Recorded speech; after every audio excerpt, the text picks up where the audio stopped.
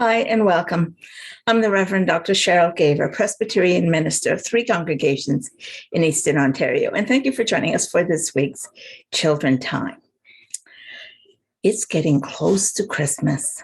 And I bet you've made a list and you've sort of let everyone know exactly what you want. But have you ever been disappointed in what you got?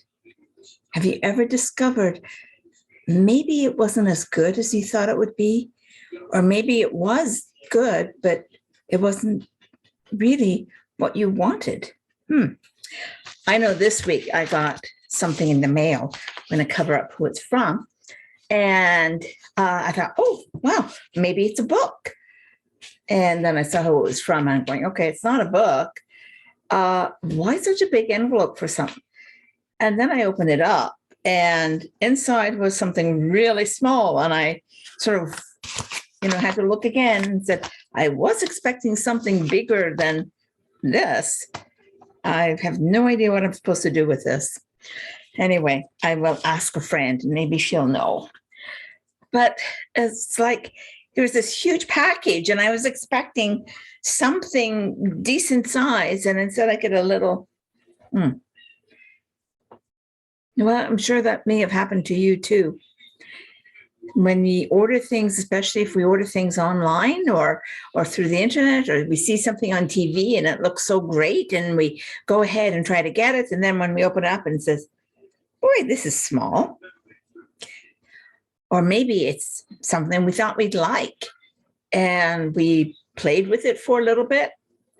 And okay, that was fun. What's next? The next day it's like, well, yeah, it wasn't really as much fun as I thought it would be. Well, there's something inside of us. It's like a hole in our heart, and we want something to fill it. And we try to fill it with all sorts of things. We fill it with toys, we fill it with people, we fill it with power and other things. And we think it'll make us happy. And maybe it does, or happy just for a little bit, but it doesn't really make it very, very happy. It's like it's there, but that hole still remains. Or maybe we discover that's not what we wanted after all. It's like, yeah, I really, not really nice. And that's one of the problems I think we get, we feel around Christmas and on our birthdays too. It's like, yeah, I got what I wanted, but that hole remains. Well, as Christians, we believe that God made us. And so he made us with this hole that only he can fill. So, and yeah, we tend to put things in there that we think will make us happy. But that hole in our hearts is not made for us to be happy, but made for us to be filled with joy. This is week 3 of Advent. We're getting closer and closer to Bethlehem. Sorry, there. Even my camels are making it. They have to cross that table over there before they can get to Bethlehem, or to my stable. But they're on their way. And, you can just sort of imagine they're getting excited because it's getting closer and closer. And you're probably getting excited because it's getting closer and closer to Christmas. And we get all excited because it's closer to a very special day. So we say that the 3rd week we're filled with joy because we can almost see it. It's just over that one more week and it's going to be Christmas. And so we're filled with this joy and we're so excited. Well, God made us to have this hole in our hearts that only he can fill. So if you haven't accepted Jesus or God in your hearts, I do invite you. Invite him in. Let him fill you with that joy. It's real. It'll fill up the whole space and you'll be so surprised. Or maybe you have invited him in, and then you sort of forget.